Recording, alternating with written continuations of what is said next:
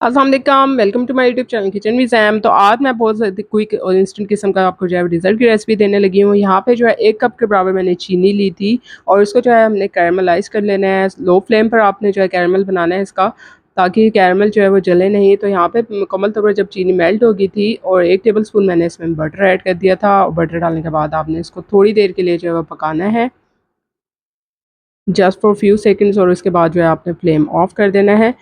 यकीन कीजिए ये इंस्टेंट किस्म का डिज़र्ट है और आप जो है वो पार्टीज़ के लिए, किसी भी सेलिब्रेशन के लिए इसको बना सकते हैं। इवन ईद के ओकेजन्स पे इसको बनाइए, अपने फैमिली वालों के साथ एंजॉय कीजिए।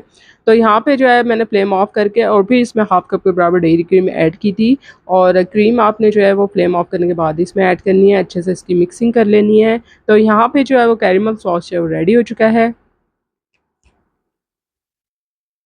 बहुत ही ईज़ी स्टेप्स के साथ जो है वो ये डिज़र्ट बनेगा, तो आपने जो है रेसिपी को पूरा देखना है। तो यहाँ पे देखिए, ये कैरेमल सॉस इसको मैंने ठंडा होने के लिए रख दिया है। तो मीनवाइल मैंने क्या किया कि एक ग्लास डिश ले ली थी और इसमें जो है वो इस तरह से केक के स्लाइसेस की एक लेयर लगा देनी है। टी केक की रेसिपी ऑलरेडी मेरे चैनल पे मौजूद है, वरना आप रेडीमेड लेके भी इसको जो है बना सकते हैं। तो यहाँ पे एक लेयर जो है मैंने इस तरह से स्लाइसेस की लगा दी है और इसके ऊपर मैंने दूध में थोड़ी-सी चीनी ऐड करके रखी थी, वो डाल देना है। इस तरह से क्या होगा कि ये जो है वो ड्राई फ़ील नहीं होगा, अच्छा जूसी सा फ्लेवर रहेगा इसका। अगर आप दूध में चीनी नहीं डाल रहे हैं तो कंडेंस मिल्क भी ऐड कर सकते हैं और इस तरह से इसके ऊपर जो है आप डाल दीजिएगा।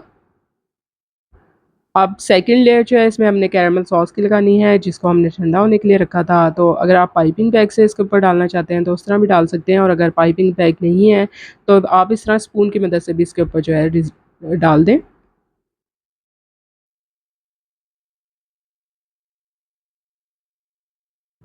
अब जो थर्ड लेयर थी वो मैंने इस पे जो है क्रीम की लगाई थी, लेकिन क्रीम मैंने किस तरह से बनाई थी उसके लिए भी आप आगे स्टेप में देखिए कि यहाँ पे हाफ़ कप के बराबर मैंने व्हिपिंग क्रीम ली है। इसको पहले मैंने 1 मिनट के लिए जो है वो बीट कर लिया था, बीटर को हाई स्पीड पे रख के, और इसके बाद जो कैरेमल सॉस बनाया था ना, उसमें से हाफ़ क्वांटिटी में मैंने इसमें क्रीम में ऐड कर देना है। कैरेमल सॉस आपका गर्म नहीं होना चाहिए, वरना क्रीम आपकी ख़राब हो जाएगी। तो उसको आपने पहले मुकम्मल तौर पर ठंडा कर लेना है। अब कैरमल सॉस डालने के बाद हमने इसको अगेन अच्छे तरीके से बीट कर लेना है। इतनी देर तक बीट करना है कि इसकी जो है सॉफ्ट पीक्स बन जाए। तकरीबन मुझे 1 से 2 मिनट लगे थे इसको बीट करते हुए, और इस तरह से इसकी जो है सॉफ्ट पीक्स जो है वो रेडी हो गई थी। तो देखिए, यहाँ पे हमारी क्रीम की जो लेयरिंग के लिए रेडी हो चुकी है, और अब हमने थर्ड लेयर जो है बस क्रीम की लगा देनी है।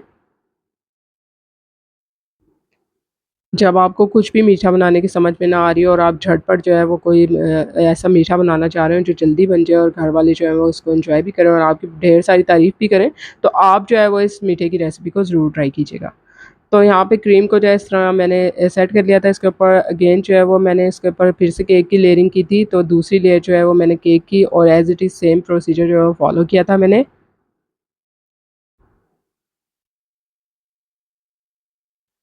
सिंपल आप वनीला केक भी जो है ना, वनीला स्पंज बना के और उससे भी जो है इसकी लेयरिंग कर सकते हैं, आप लोगों की अपनी चॉइस के ऊपर है।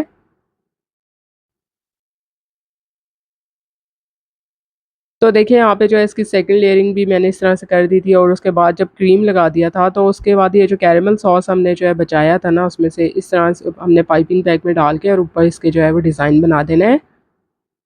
अब अगर पाइपिंग बैग नहीं है तो सिंपल प्लास्टिक की आप थैली लेके और उसमें कैरेमल सॉस डाल के तो इस तरह से ऊपर से आप इसमें डाल दीजिए, और किसी भी जो है वो इस तरह से स्क्रूअर्स की मदद से इसको जो है वो अच्छा सा आप फाइन सा डिज़ाइन बना लें इस पे।